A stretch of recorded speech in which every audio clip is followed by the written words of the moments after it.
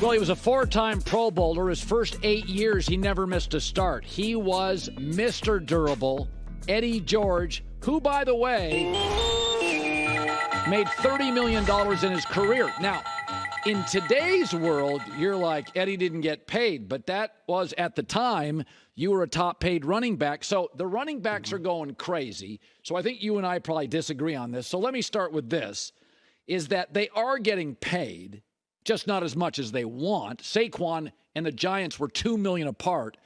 So it's not that they're not getting paid, but the data says the second contract for a running back, it doesn't work in the team's favor.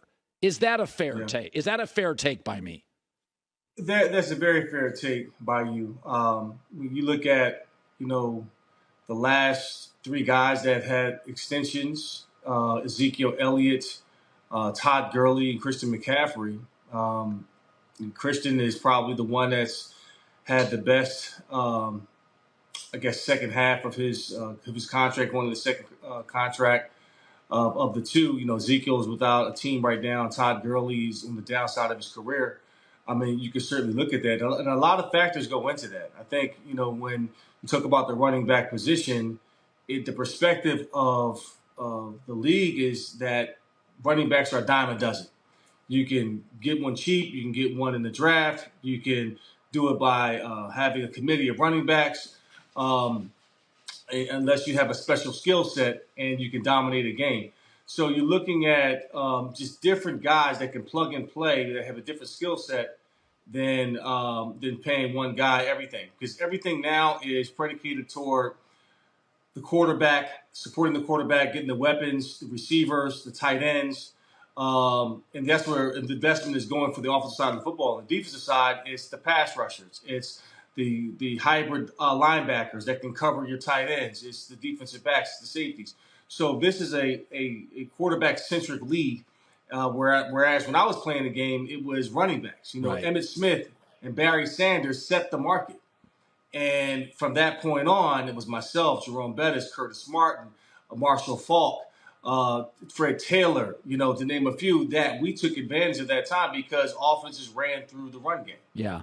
So Saquon Barkley, the bottom line is Daniel Jones, the numbers prove, is Saquon dependent.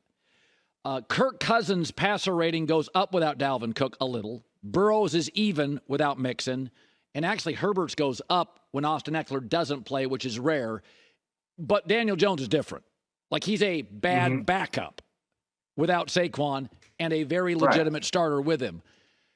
Do you think if they wouldn't have given a contract to Daniel Jones, they would have said, we're going to franchise tag you?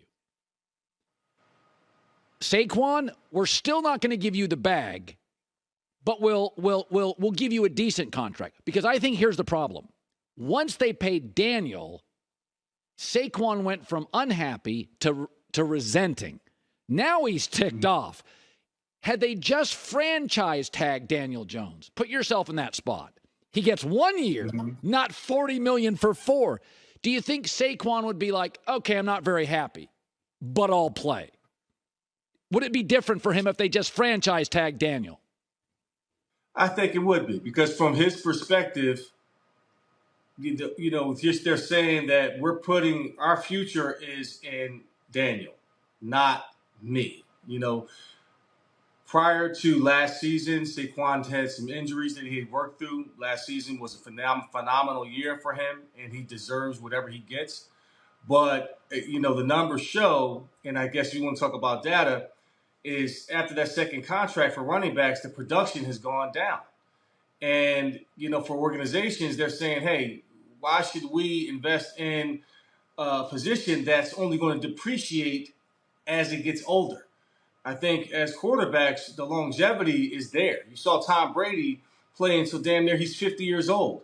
We're seeing players at the quarterback position play a little bit longer, whereas running backs, again, what you're getting out of them today is what they're worth at that particular time. When you're talking about future value, it goes down drastically. So it's a level of, for running backs to understand, hey, this is where the market is. This is how they're looking at running backs.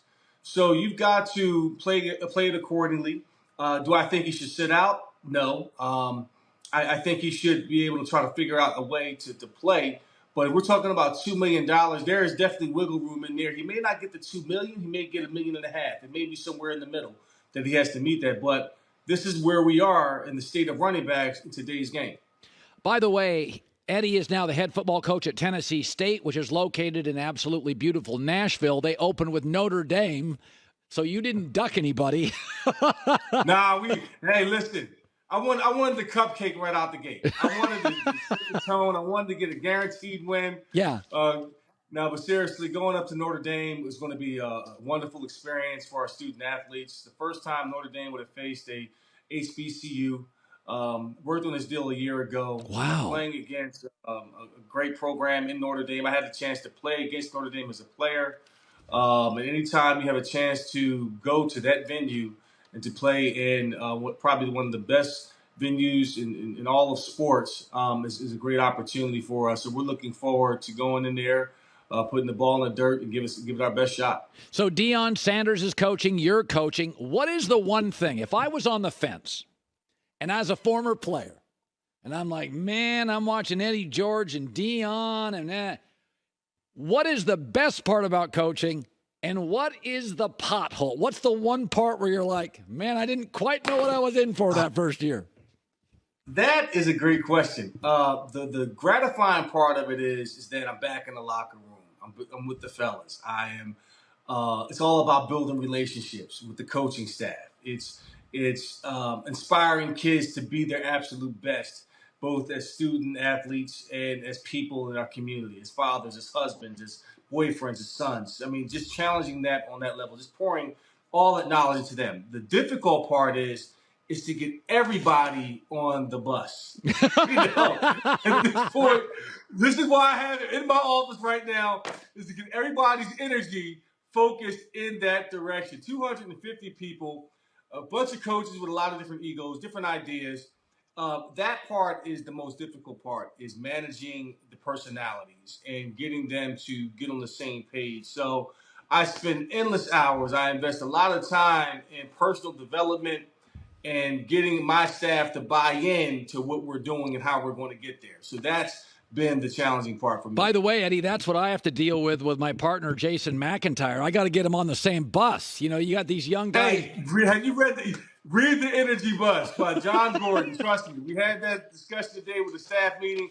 It works. Positive energy. If you can't, hey, Colin, if you can't get on the bus with the same energy as you, he's got to get off. That's right. He's got to go. Got to get off that bus. Find another bus to get on. Hey, you look fantastic. Tennessee State opens with Notre Dame. What a beautiful, especially in September. Oh, my, it's so beautiful. Yes. What a great, crisp Saturday afternoon, Eddie. Congrats on your success. You beat the Irish. You're back on our show. I promise you that. Thank you. Hey, we'll try to make that happen. I'm going to hold you to that. All right. Hold me to it. Eddie George looks great. Good for him. One of the all-time greats. I like that. The energy bus. I'm going to go buy that because sometimes I drive home. It's been a lot of work here trying to align everybody on the right side of the team and the microphone. Hi, everybody. Thanks for watching. Subscribe here to get the latest from the show. Also, be sure to check out more of the best clips from The Herd or go watch a few segments from other shows on FS1.